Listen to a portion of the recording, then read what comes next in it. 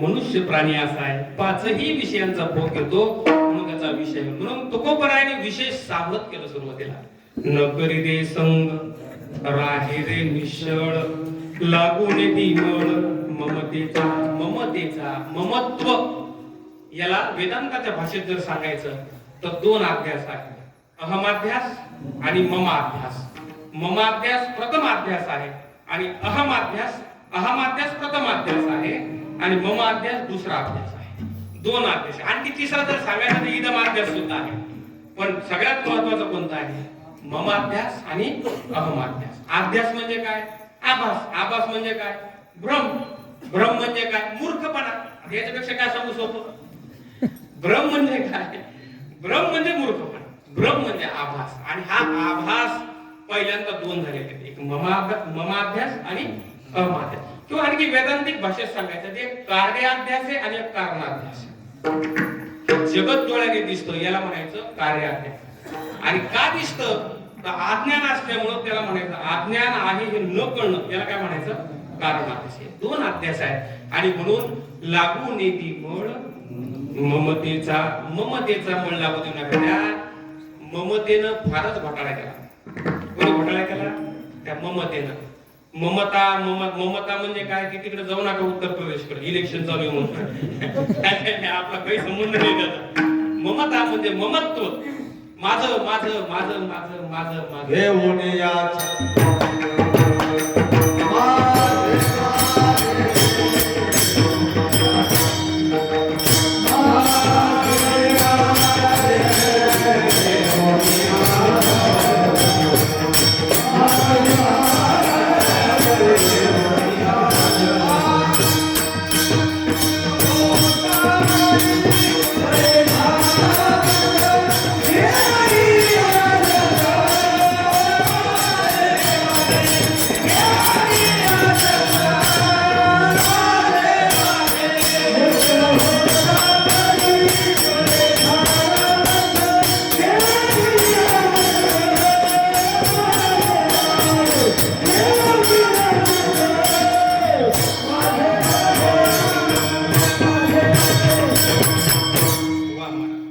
मुक्त होता परी बळे झाला बद्ध, घेऊन या छंद माझे माझे. मुक्त आहात तुम्ही. हो, मुक्त आहात. मुक्त आहात हे तरी तुम्हाला का म्हणावं लागतं सांगतो. मुक्त कासया म्हणावे.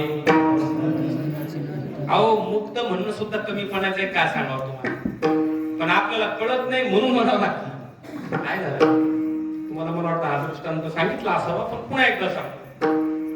त्या राजाचा वाढदिवस असल्यामुळे ते म्हणे सगळे कैदी सोडून दे. कोण म्हटलं? तो राजा. आता कैदी सोडून द्या म्हटल्याबरोबर त्या प्रधानाला जरा धसकन झालं. त्याला वाटलं मोठ्या प्रयत्नाने आपल्या सैनिकांनी पकडले पोलिसांनी आणि यांना सोडून द्या. कसं काय समज? मग ते म्हणे राजेसाहेब एक केलं तर म्हणे काय? म्हणे आपण प्रत्येक कायद्याला विचारे की तुला काय पाहिजे आणि त्याला जे पाहिजे ते देऊ. किती सोपं आहे आता हे. ते म्हणे हो काय हरकत. मग दुसऱ्या दिवशी सकाळी राजे येऊन बसले. एका एका कायद्याला आणलं राजा. काय पाहिजे रे तुला? आता कायद्याने काय मागावं?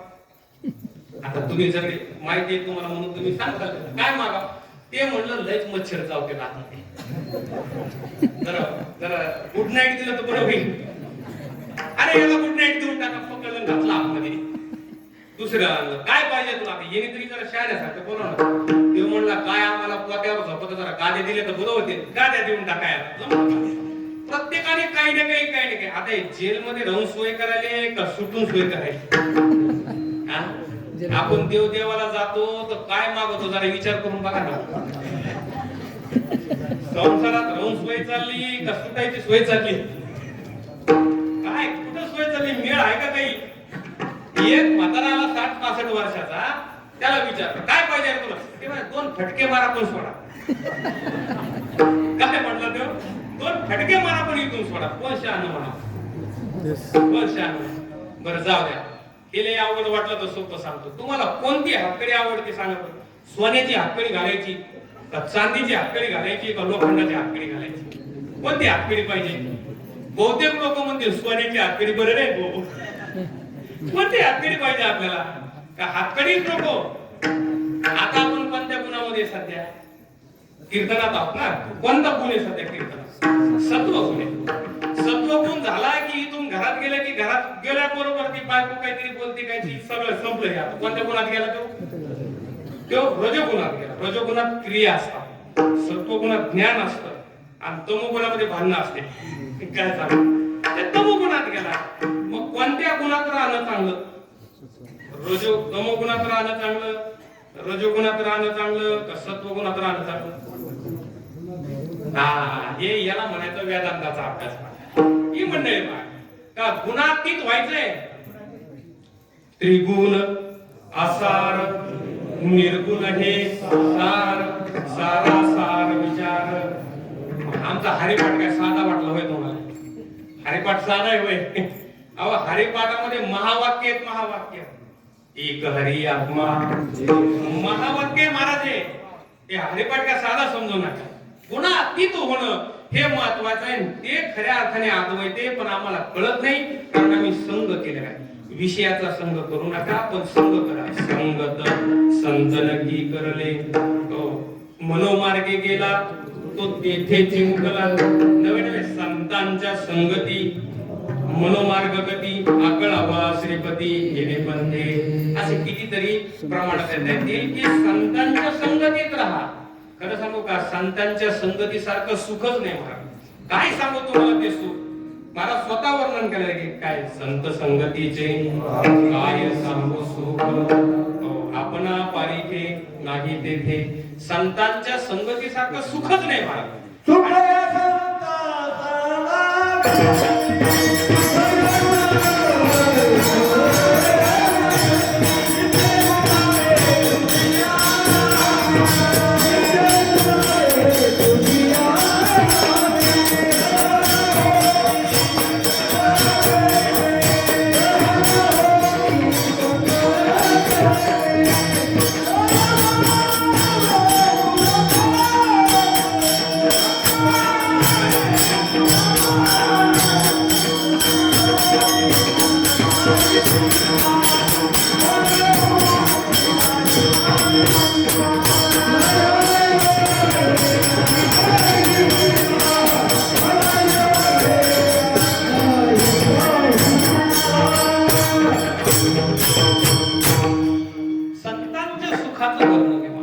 संतांच्या संगतीत राहिलं पाहिजे. आणि विषयाचा संग. आमचे गुरुजींचे वाक्य सांगू का? गुरुजींच्या वाक्यात फार सोपं करून सांगायचे. ते म्हणायचे नवीन लग्न झालेल्या पोरीला राहायला आवडतं माहेरी आणि राहणं योग्य सासरी. गुरुजींचे शब्द आहे. काय म्हणायचे ते? लग्न झालेल्या पोरीला राहणं योग्य आहे सासरी आणि राहायला कुठं आवडतं? माहेरी. आवडलं तरी तिनं कुठं राहावं? सासरी. तसं विषयात राहायला या मनबुद्धीला आवडतं, वृत्तीला आवडतं. वृत्तीला कुठं राहायला आवडतं? विषयात. पण राहणं योग्य परमात्म्याच्या ठिकाणी. कुठं? आणि त्याच्या पुढे ते सांगायचे जी नांदती तिला लेकरूबाळ व्हायना, त्याची नांदत नाही तिला काय होईल? माझे शब्द नाही बरं का, ते गुरुजींचे शब्द. आणि फार सखोल अर्थ आहे याचा. आपण हे हसण्यावर शब्द नेण्यासारखे नाही. याचा अर्थ जे परमार्थ करतायत आयुष्य घातले परमार्थ त्याला बोध व्हायना, जे करीत नाही त्याचं काय बोलावं? कशाला बोध म्हणावं? साधू बोध झाला तो नुरोनिया ठेला ठाई जमुराला अनुभव. हा सिद्धांत जर कळत नसेल तर पुढे दृष्टांत. कापुराची वाटी उजळलेची ज्योती ठाईच समाप्ती झाली जैसी. तुमची वृत्ती सुद्धा शिल्लक राहू नये महाराज. केवळ अनुभव स्वरूप तुम्ही व्हावं त्याला म्हणायचं अद्वैत तत्वज्ञान. दुसऱ्या चरणात या नावे द्वैत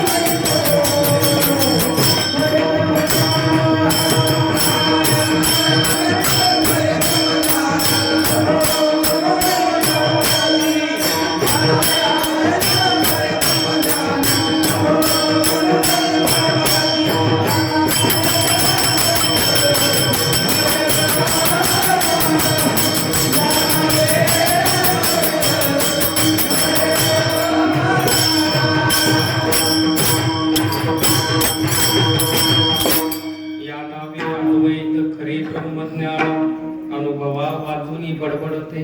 तुकोबराय वर्णन करतात. संग करू नका, विषयाचा संग करू नका. न करी रे संग राहे रे निश्चळ लागू ने दिमळ ममतेचा या नावे अद्वैत खरे ब्रह्मज्ञान. आणि पुढे फार महत्वाचं आहे, याला जर अंडरलाईन करून जरा मनात ठेवा. अनुभवा वाचूनी बडबडते. अनुभव जर नसेल तर बडबड चालली, मग पटका घालून धोतर का घातलेला असणार. पण अनुभव नसेल तर बडबड येते. हो, तुम्हाला सांगितलं ना की कीर्तन करतो म्हणजे मुक्त असेल असं नाही, प्रवचन करतो म्हणजे मुक्त असेल असं नाही, जो काही करत नसेल तो मुक्त नसेल असं नाही, तो मुक्त असू शकतो. इथं ज्याला बोध झाला, दृढ अपरोक्षानुभूती ज्याला आहे महाराज, तो खरा आहे. आणि अनुभवी मार्ग आहे. परमार्थात काय पाहिजे? अनुभव पाहिजे. आणि अनुभव असेल तो बोलत नाही. साधा लौकिक दृष्टांत द्यायचा तर ज्या मुलीचं लग्न झालं आणि तिला 100 उखाणे पाठ होते लग्नाच्या अगोदर, खना उखाणे घ्यायची, पण नवऱ्याचं नाव माहित नसल्यामुळे टिंबचं नाव घेते म्हणायची, पण उखाणे कसे होते? पाठ होते. तिचं लग्न झालं, सासरी गेली, महिनाभर नांदली आणि वापस आली, आणि मग तिच्या मैत्रिणी आता घे बरं ना, मग लाजायला लागली. मग म्हणते नाही, मी नाही घेत. अरे गेलं ना, तुला तर 100 उखाणे पाठ, उखाणे पाठ आहे पण आता नाही. त्याचा काय अनुभव घेऊन आली. अनुभव आला. अनुभव नसले की गप्पा आणतात, आणि अनुभव असलेला माणूस बोलत नाही लवकर, शांत बघतो. म्हणून अनुभव महत्वाचा. या नावे अद्वैत. आता हे जे चरण आहे ना, हे चरण तीनही चरणाला लावायचे. पहिलं चरण कोणतं आहे? न करी रे संग राहे रे निश्चळ लागू ने दिमळ ममतेचा या नावे अद्वैत. कोणत्या नावे? न करी रे संग या नावे अद्वैत. राहे रे निश्चळ या नावे अद्वैत. आणि लागू ने दिमळ ममतेचा या नावे अद्वैत खरे ब्रह्मज्ञान. खरं ब्रह्मज्ञान कशाला? याला म्हणायचं खरं ब्रह्मज्ञान. आणि अनुभव घेतला की बस खूप आनंद मिळतो. आणखी कशाला म्हणायचं? महाराज तिसऱ्या चरणात वर्णन करतात.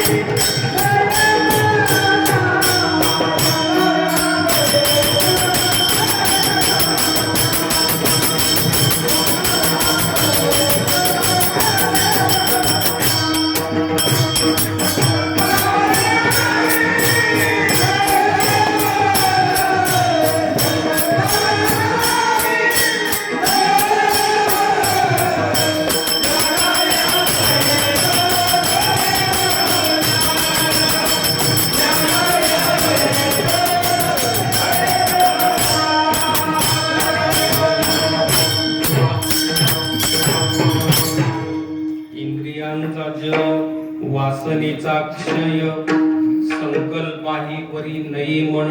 3 गोष्टी याच्यात सांगितल्या. इंद्रियांचा जय. आता इंद्रियांचा जय म्हटलं की पुन्हा एकदा ध्रुवपदाकडे या नावे अद्वैत. झाला का इंद्रियांचा जय? इंद्रिय ताब्यात आलीत का? ते बघा, या नावे अद्वैत खरे ब्रह्मज्ञान. इंद्रियांचा जय. पुन्हा वासनेचा क्षय, कारण हे दोन्ही एकमेकांवर पूरक आहे. इंद्रिय हातात आली तर वासना आवरल्या जाईल, आणि इंद्रिय जर ताब्यात नसेल तर वासना आवरता येणार नाही. वासनेचा क्षय. आणि त्याच्या पुढे मला वाटतं उच्च प्रतीचा एक सिद्धांतच मांडला की संकल्पाही वरी नये मन. हा महत्वाचा. या नावे अद्वैत खरे ब्रह्म. याला तुम्ही अद्वैत म्हणा, याला ब्रह्मज्ञान म्हणा. आणि अनुभवाला नसेल तर बोलू नका, अनुभवाला घ्या. आणि म्हणून इंद्रियांचा जय. इंद्रियांच्या बाबतीमध्ये मला वाटतं आपला शब्द स्पर्श रूप रस गंधावर बोलून झाले तेच इंद्रियांचा काय आहे? इंद्रिय आवरण. किंवा तुम्हाला सांगू का, जर आपण वेदांताच्या जर साधन चतुष्ट संपन्नतेकडे जर गेलो तर त्याच्यामध्ये साधन काय आहे? समाधी षटक आहे. आणि त्या समाधी षटकामधले जे 2 आहेत, पहिले शम दम. शम म्हणजे काय? शम म्हणजे मनोनिग्रह, आणि दम म्हणजे काय? इंद्रिय निग्रह. इंद्रियांचं दमन करावं लागतं आणि मनाचं शमन करावं लागतं. मनाला त्याच्याशिवाय अधिकारीच होत नाही आपण. वेदांत श्रवणाचे अधिकारी नाही. आणि अनाधिकाऱ्यापुढे वेदांत सांगितलं तरी वाघिणीचं दूध जसं स्टीलच्या पात्रात जर्मलच्या पात्रात राहत नाही, छिद्र पडून निघून जातो, तसं ऐकायला जरी एखादा आला तर येऊ द्या काही बिघडत नाही, पण त्याच्या बुद्धीतून हे निघून जातं, थांबत नाही महाराज. कारण आपण येऊ नको म्हणू शकत नाही, पण आपण काळजी करायची. त्यांनी काळजी करून ठेवलेली आहे, व्यवस्था करून ठेवलेली, टिकत नाही. इंद्रियांचा जय. इंद्रिय तुम्हाला वाटतं इथं आल्यानंतर बरं वाटतं आपल्याला, इंद्रिय ताब्यात राहतात सत्व गुणामध्ये, रजत तमो गुणात इंद्रिय ताब्यात राहत नाही. तुम्हाला वाटेल असं कसं काय म्हणतात? जेमिनी भगवान पूर्व मीमांसेचे कर्ते आहे आणि व्यास भगवान उत्तर मीमांसेचे कर्ते आहे, आणि दोघही गुरु शिष्य आहे. काय? दोघं गुरु शिष्य. एक दिवस व्यास महर्षी व्यासपीठावरून, व्यास ज्यांच्या नावाची व्यासपीठ शब्द, व्यास महर्षी सांगायला सुरुवात करतात, बाबा जेमिनी बलवान इंद्रिये ग्रामो विद्वान समपि कर्षति. काय? बलवान इंद्रिय, इंद्रिय फार बलवान आहे आणि विद्वानांना सुद्धा ताब्यात ठेवता येत नाही. आता हे सामान्य माणसं चर्चा झाली का? कोणा चर्चा झाली? विद्वान. व्यास म्हणतात विद्वानांना, साधू संतांना आपल्या इंद्रियांना आवर घालता येते. आता कलियुगात पुन्हा कोणाचे नाव घेऊन सांगायची गरज नाही. काय? इंद्रियांना ताब्यात होता नाही आलं म्हणून त्यांना ताब्यात घ्यावं लागलं. त्यांना इंद्रिय ताब्यात ठेवता नाही आली म्हणून त्यांना ताब्यात घ्यावं लागलं ना अजून ते बाहेर नाही. सांगायचं बलवान इंद्रिये ग्रामो विद्वान समपि कर्षति. फार अवघड आहे.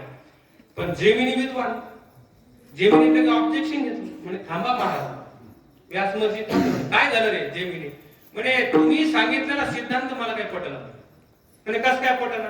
ते म्हणे तुम्ही म्हणता विद्वान एकीकडे, शब्द काय?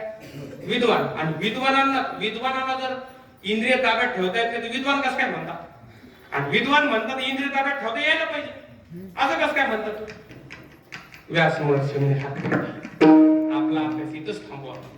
जेव्हा तुला हा सिद्धांत पटेल मग अभ्यास करू शकतो. 7-8 दिवस झाले यांचा अभ्यास बंद पडला, पाठ बंद पडला बाबा, काय करावं?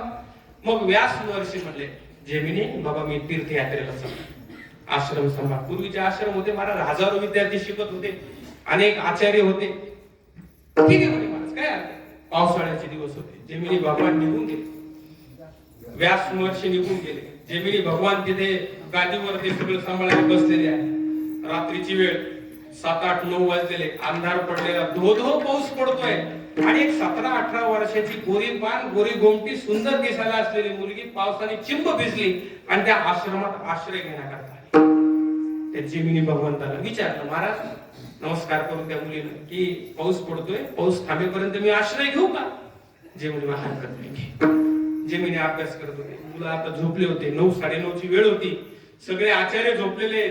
जेमिनी भगवान त्या ग्रंथाकडे पाहतात, त्या मुलीकडे पाहतात, ग्रंथाकडे पाहतात, त्या मुलीकडे पाहतात. त्या मुलीकडे पाहिल्यानंतर ते म्हणले की कुठलची तू पोरी? ते म्हणजे महाराज बाजूलाच गाव आहे, त्या गावामध्ये अमुक अमुक रस्ते त्यांची मुलगी. बरोबर.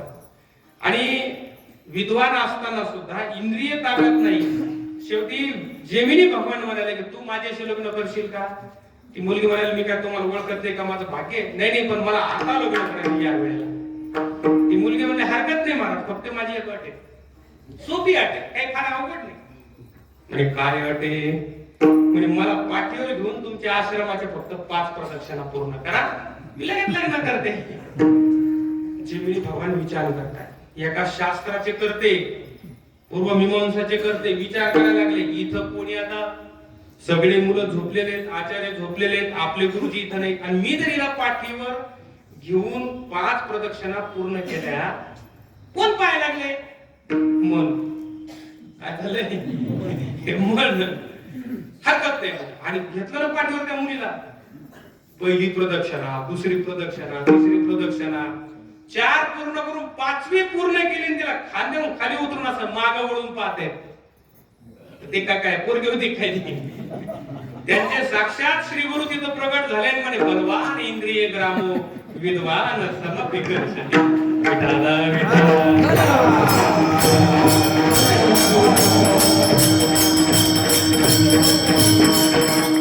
विठाला जास्त बोलायचं का? जेमिनीने साष्टांग दंडवत घातला म्हणे अभ्यास भरपूर आपला पुढे आता. इंद्रियांचा जय वासनेचा अक्षय. इंद्रिय जिंकणं फार कठीण आहे, म्हणून आपल्या मनाला सतत सत्वगुणात ठेवलं पाहिजे शुद्धीकरणासाठी. आणि मन शुद्ध झालं की श्रोत्रिय ब्रह्मनिष्ठ कृपाळू श्री गुरूकडून त्या मनाला बोध करून घेतला पाहिजे. आणि मनाला बोध झाला की मन शिल्लक राहत नाही. आता कसली इंद्रिय घेता, इंद्रिय कुठपर्यंत? मन. त्याच्या अगोदर सांगू का, थोडी श्रंखला आहे, वेदांतिक श्रंखला. अगोदर आहे आत्मा. त्या आत्म्यावर आहे अज्ञानाचं आवरण. अज्ञानाचं आवरण आलं की मग आलं मन, म्हणजे वृत्ती. त्या वृत्तीचे परिणाम मन, बुद्धी, चित्त, अहंकार. मग त्या मनामध्ये दोन सृष्टीपणा, एक ईश्वरकृत आणि मनोमय. मग ईश्वरकृत जसं बायको आहे आपली, आपली बायको ईश्वरकृत आहे, ती ईश्वरकृत आहे. आणि माझी बायको आहे हे मनोमय आहे. लक्षात घ्या काय, ती स्त्री आहे, ती ईश्वरकृत आहे, पण ती माझी बायको आहे हे मनोमय आहे. आणि माझी बायको असं ऐकत नाही, माझं आणखी पुढे गेले.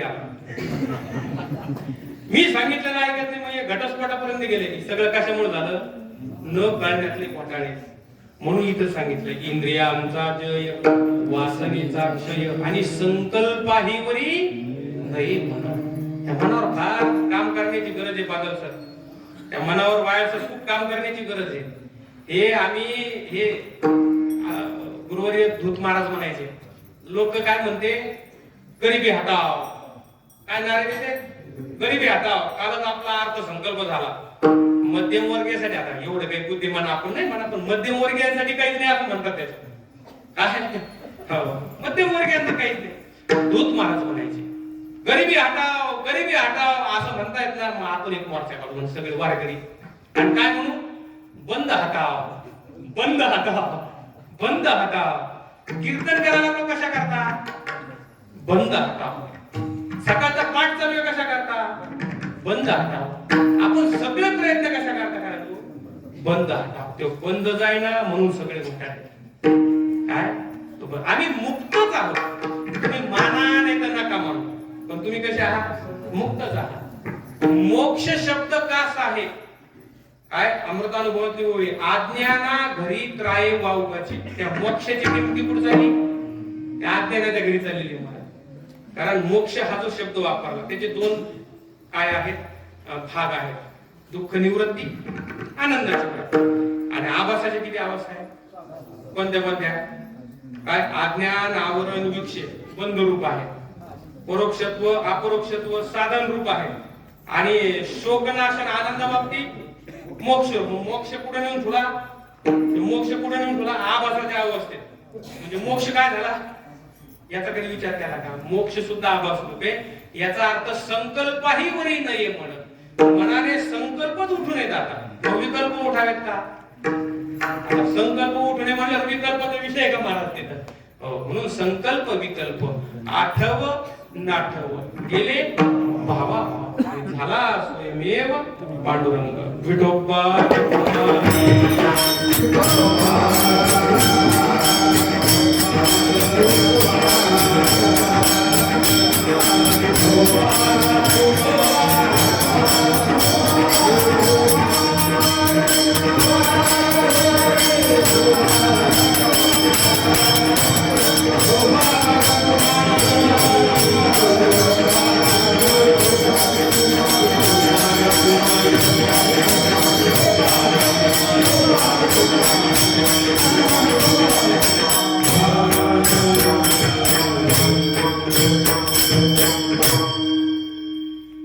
न करी रे संग राहे रे निश्चळ लागो निधी मळ ममतेचा. या नावे अद्वैत खरे ब्रह्मज्ञान अनुभवा वाचून बडबडते. इंद्रियांचा जय वासनेचा क्षय संकल्पाही वरी नाही मन. आणि आता शेवटी अतिशय महत्वाचा सिद्धांत शेवटच्या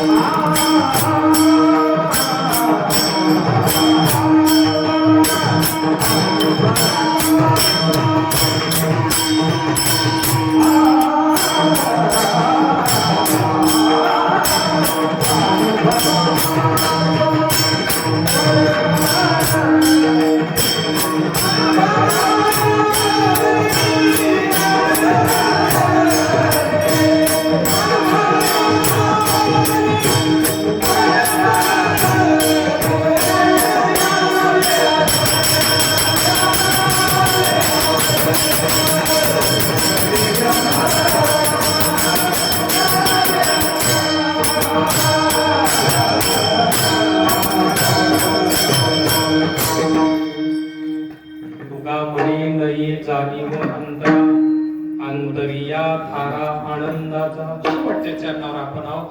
अवघे 2-4 मिनिटांमध्ये या चरणाचा आपण भावार्थ बघूया आणि इथे थांबूया. तर म्हणजे अद्वैत तत्वज्ञान कशाला म्हणायचं याचं निर्णय तुकोबरा करतात. इंद्रियांचा संग करू नका, न करी रे संग, राहे रे निश्चळ, लागू निधी मळ ममतेचा. इंद्रियांचा जय, वासनेचा क्षय, संकल्पाही वरी नये मन.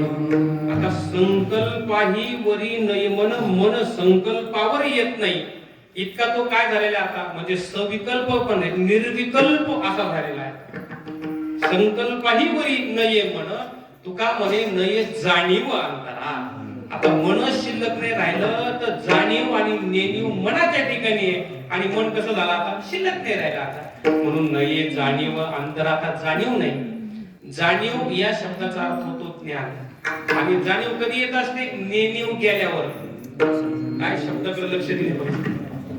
नेणीव जाणीव, जाणीव नेणीव भगवंती नाही आले की आपल्याकडे. किंवा हरिरूप झाले जाणणे हरपले, नेणणे ते गेले हरीच्या ठाई. हे जाणणे आलं की नेणणे येतो, भाव आला की अभाव येतो. म्हणजे संकल्पाही वरी नाहीये म्हणून मन संकल्पावर येत नाही आणि म्हणून तुका म्हणे नये जाणीव अंतरा. आंतरिया थारा आनंद. आंतरी म्हणजे काय अंतःकरणामध्ये. आता अंतःकरण वृत्ती शिल्लक नाही राहिली आणि म्हणून आंतरी म्हणजे भगवंतातच भगवंत रूप झाले. लाली मेरे लाल की जित देखू उत लाल, लाली देखन मै गई मै भी हो गई लाल. किंवा तुम्हाला सांगू का साधू संतांचे वर्णन केलेलं आहे की देव पाहावयासी गेलो आणि देवची म्हणून आमचे गुरुवर्य दूत महाराज पाठ घेताना सगळ्यांना असं मोठ्याने म्हणायला लावायचे. काय म्हणायला लावायचे की मी स्वयंप्रकाश सच्चिदानंद साक्षी आहे. काय आहे म्हणा माझ्यासोबत. मी काय काय जीवन झालं नाही काय हळूहळू आवाज निघाला. मला वाटला आवाज निघतो. मी स्वयंप्रकाश सच्चिदानंद साक्षी आहे. मी स्वयंप्रकाश सच्चिदानंद साक्षी आहे. तुम्ही म्हणले म्हणून आहे नाही, नसते म्हणले तरी आहातच. स्वयंप्रकाश सच्चिदानंद साक्षी, मी स्वयंप्रकाश आहे महाराज. नाही मी कसा आहे, किती व्यापक आहे. न तद भासयते सूर्यो न शशांको न पावकः यद गत्वा न निवर्तन्ते तद्धामं परमम्. तद्धामं, ते माझं धाम आहे अर्जुना, ते माझं धाम आहे. आणि कसं धाम आहे ते, तुका म्हणे नये जाणीव अंतरा अंतरिया थारा आनंद. महाराज तिथं जाणीव नाही, नेणीव नाही, ज्ञान नाही, अज्ञान नाही, भाव नाही, अभाव नाही, अशी ती अवस्था आहे. आपल्याला वाटतं तुम्ही आपल्या विचार सागराच्या वस्तुनिर्देश रूप मंगलातली जी पोवी काय आहे, बुद्धी जाणे आणि न जाणे ही त्या तो अपार शुद्ध परमात्मा. बुद्धी जाणे आवृत्त परमात्म्याला आणि बुद्धी न जाणे अनावृत्त परमात्म्याला. काय बुद्धी जाणेल मला सांगा तुम्ही. तिथं मन पोचू शकत नाही, तिथं बुद्धी पोचू शकत नाही, तिथं चित्त अहंकार नाहीच नाही, असा तो परमात्मा आहे. आणि म्हणून वृत्ती ही निवृत्ती झाली जनन न दिसे. वा, वृत्ती निवृत्ती असा अभ्यास आहे महाराज. यांच्या पुढे बोलायचं म्हणजे साधी गोष्ट आहे काय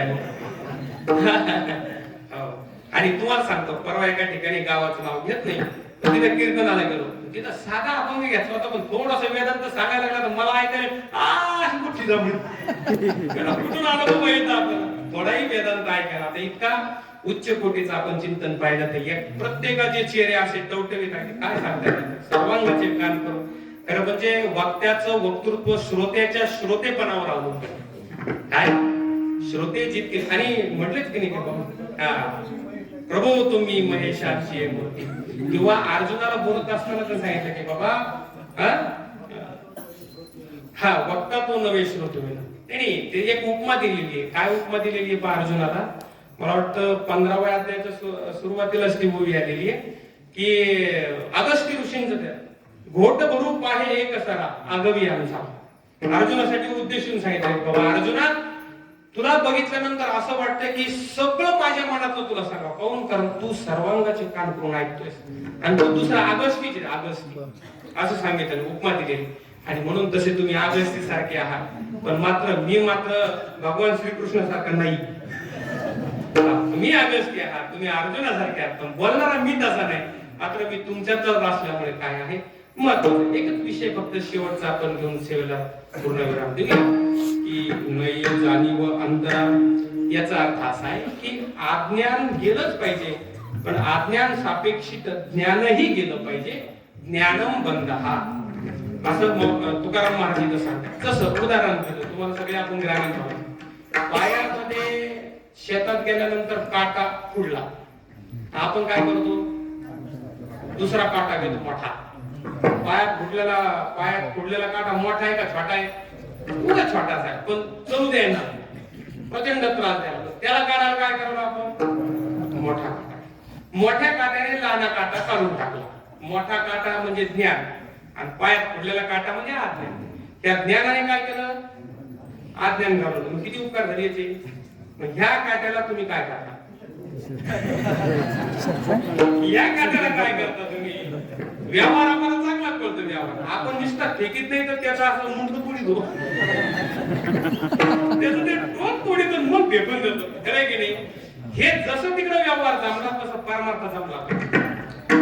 अज्ञान गेलं तर सापेक्षित ज्ञानही सोडलं पाहिजे. तर ज्ञान नाही सोडलं तर मग माऊलीनं काय सांगितलं, नवल अहंकाराचे कोठी विशेष न लगे, सज्ञानाच्या झुंबे कंठी नाना संकटी.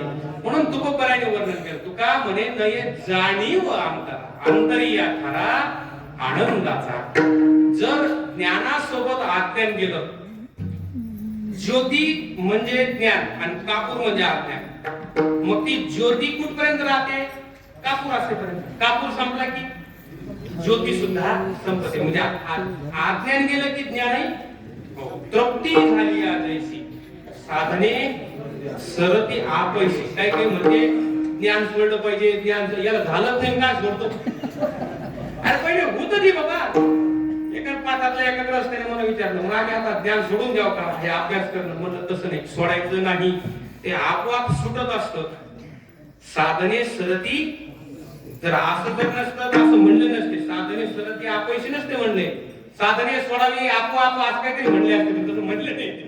साधने आपोआप सुटतात, तृप्त झालं की साधनं संपतात. म्हणून साधनं सोडू नका. अगोदर भेटले का पहा. तुम्ही फार भाग्यवान आहे, अण्णांसारखे साधू संत पुरुष तुम्हाला भेटले आणि अण्णांच्या संगतीमध्ये सगळेजण अतिशय चांगल्या कानाचे, पक्क्या कानाचे तयार झाले. तयार झाले नाही तर तुम्ही वेगवेगळ्या ठिकाणी जाऊन आता प्रबोधनही करतात आणि खऱ्या अर्थाने असे वेदांतिक चिंतन आता नवीन नवीन उपाध्या निघाल्या. कोणत्या उपाध्या निघाल्या? विनोदाचारी. हे कोणत्या ग्रंथातून आली उपाधी देव झाली बाबा. त्याच्यानंतर आता ते नाव घेऊ नये, पण प्रति प्रति अमुक अमुक, प्रति तमुक तमुक, म्हणजे त्यांची कॉपी करायची आपण. हे सगळं चुकीचं आहे. खोटा परमार्थ आहे. खरा परमार्थ आपण केला पाहिजे. असो, फार आपण तिकडं जाऊ नये आणि घसरू नये, पण मात्र या आयुष्याचं आपल्याला फार गणित कळलं पाहिजे. क्षणभंगूर नाही भरवसा, म्हणून आपण घडी घडी काळ वाटायची पाहिजे. अजून किती आहे, कधी जाईल सांगता येत नाही. आणि जाता जाता सांगतो की कोरोनामध्ये 3 लाटी होऊन गेलं तरी आपण वाचलो, याचा अर्थ परमार्थ करायला पाहिजे. चांगले चांगले आता डॉक्टर मानकर धरण आम्ही ज्या कार्यालय आहे ठणठणीत असलेले आमचे संचालक, आमचे साहेब स्वतःचे, त्यांचा जावई तरुण 2 वर्षापूर्वी लग्न केलं, तेही गेले आणि आमचे संचालक साहेबही गेले. ते देह सोडून दिला. याचा अर्थ काय आहे की तुम्ही आम्ही एवढ्या मोठ्या संकटातून कोणी वाचेल आपल्याला? कोणी वाचेल? मग त्या ईश्वराने वाचलं तर त्याचे उपकार मानले पाहिजे. नाही नाही, उलट असं म्हटलं पाहिजे त्याचीच कृपा आहे. चाले हे शरीर कुणाचे असत ते. मी जर नसतो आलो कीर्तनाला तर कसं काय पाहिजे अशी तुमची मजा. अरे कोण कोणी उभा राहिली तर काय वाटतं माणसाला नाहक अहंकार आहे. मी जर नाही केलं तर कसं, मी जर नाही केलं तर कसं. आमचे बाबा सांगायचे पूर्वीच्या काळी बैलगाडीच्या खाली कुत्र चालायचं नाही, जुना दृष्टांत आहे. त्या कुत्र्याला अभिमान, मी जर नाही चाललो तर कसं काय चालत बैलगाडी, काही संबंध आहे का बैलगाडी. तसा अहंकार सोडून दिला पाहिजे आणि करावी तातडी बस. कारण काय, घटकावर भरोसा नाही. आपण मी एका ठिकाणी म्हटलो की बाबा परमार्थ करा, संसार करू नका. संसार करू नकाचा अर्थ चुकीचा काढला. कारण आमच्या कीर्तनाला शिक्षक मंडळी पाहता तुम्ही, शिक्षक मंडळी त्यातले औरंगाबादला शिक्षक मंडळी ट्रेनिंगला आलेले होते, ते आले कीर्तनाला. नेमका असा विषय झाला की संसार सोडावा, संसार दुःखमुळे संसार. ते दुसऱ्या दिवशी सकाळी भेटून म्हणे मग आता लग्न बिग्न झाल्यावर कसं काय द्यावं सोडून सगळं. मी म्हणलं संसाराचा अर्थ तुम्ही काय केला? नवरा बायको याला संसार नाही. जन्म मृत्यू जरा व्याधी दुःख दोषानुदर्शन. संसार म्हणजे काय? 84 लक्ष योनीपासून पुनरपि जननम पुनरपि मरणम, हे जन्मपर्यंत जे आहे त्याला संसार म्हणायचं. आणि तो संसार म्हणजे जन्म मरण टाळावा, आता पुनरावृत्ती नको. कधी होईल? हरी आला आता मग काहीची पाहिजे. म्हणून त्या हरीचं चिंतन आपण केलं पाहिजे. ते चिंतन करण्याकरता, या चिंतनासाठी प्रवृत्त करणारे जे काही साधू संत आहेत त्यांचं भजन केलं पाहिजे. म्हणून सगळे मिळून एकदा भजन करू. ज्ञानेश्वर